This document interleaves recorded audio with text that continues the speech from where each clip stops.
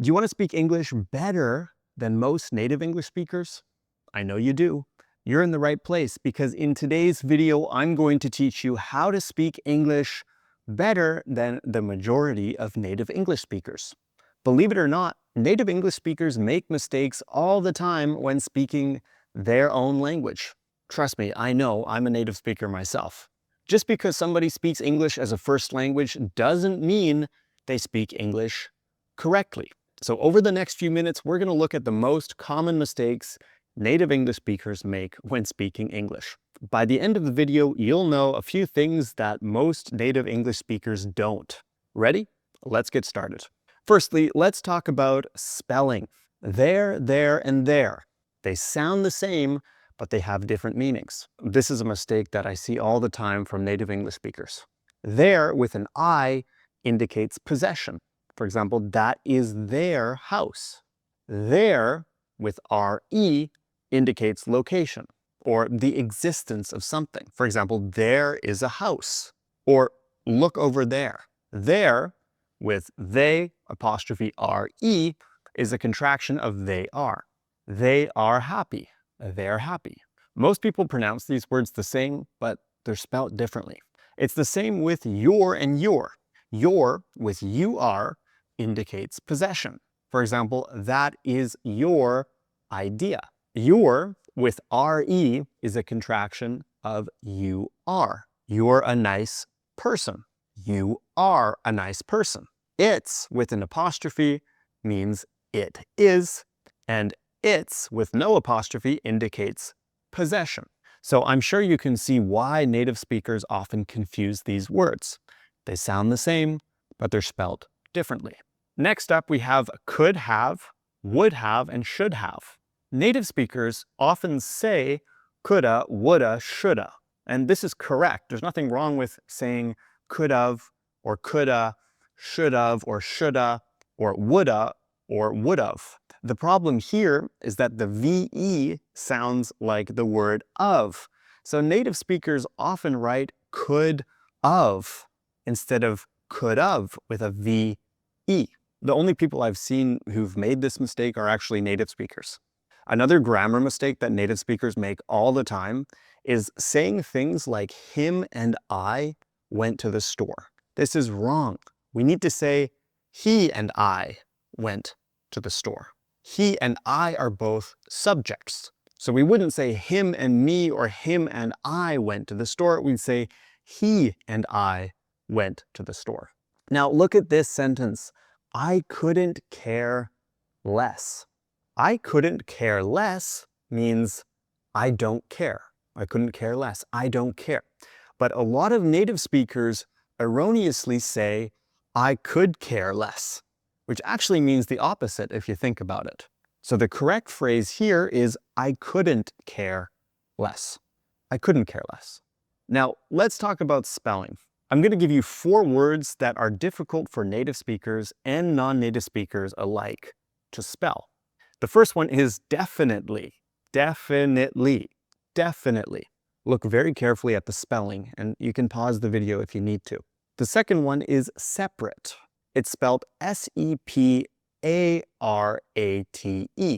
But a lot of native speakers actually put an E instead of the first A, which is totally wrong. The next word is occurred. O-C-C-U-R-R-E-D. Many native speakers forget the second R, which is a mistake. And lastly, we have a double M in the word accommodate. A lot of native speakers forget that second M. They only write it with one M, but that's actually wrong. Accommodate. Now the next mistake on our list is confusing less and fewer. I gotta admit something, this is a mistake I've made a few times without even realizing it. You might hear a native speaker say something like, less people showed up. But this is actually wrong. We need to say fewer people showed up. Less is used for singular or uncountable nouns, and fewer is used for plural or countable nouns. So less time, less money, less water, but fewer people, fewer things, fewer dogs. Anything plural needs fewer. Another common mistake that native speakers make is saying things like, I did good on the test.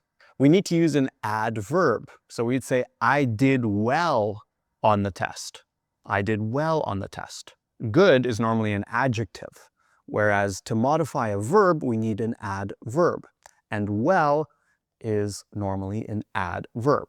I did well on the test. Now, back to spelling. What's the difference between then and then? Then with an E indicates time, whereas then with an A indicates comparison. For example, I woke up, then I made breakfast, versus she's taller than him. They sound very similar, especially when we speak quickly, but they're spelt differently. So a lot of native speakers mix these up. All right, lastly, I want to talk to you about pronunciation, because there are a couple words that I hear native speakers pronouncing incorrectly all the time.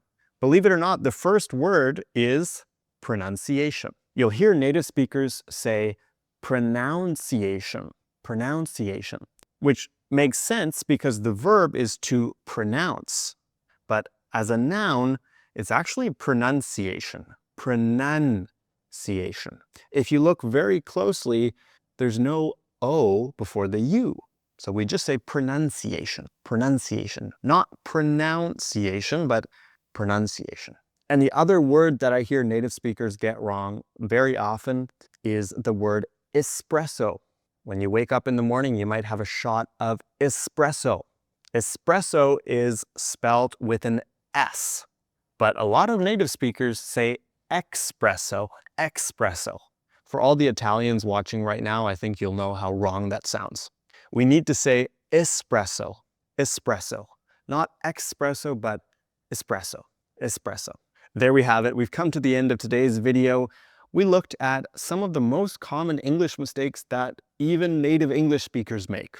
A lot of students think that just because somebody speaks English as a first language means that they speak English perfectly or they speak English well.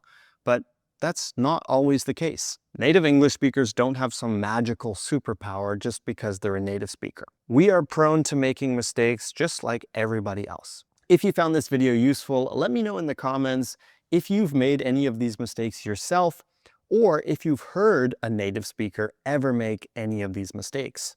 Don't forget to subscribe to English at the Ready here on YouTube if you want to improve your English. Leave a like, and if you want to study with me and my team, click the link in the description below to learn more about our programs. I hope you found this video useful, and I'll see you in the next lesson.